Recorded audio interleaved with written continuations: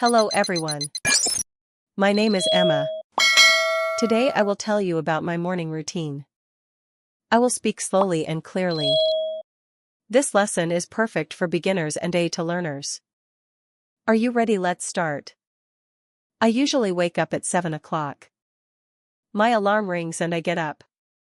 I stretch my arms and smile. Then I go to the bathroom. I brush my teeth. I wash my face with cold water. It helps me wake up. After that I go to the kitchen. I make my breakfast. I usually eat bread and eggs.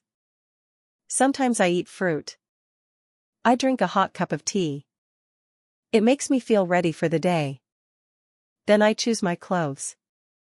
I wear jeans and a simple shirt. If it is cold I wear a sweater too. I brush my hair. I check my bag. I take my phone, keys and wallet. Finally I put on my shoes. I leave the house. I walk to the bus stop. I see other people going to work. The morning is fresh and busy. This is my morning routine.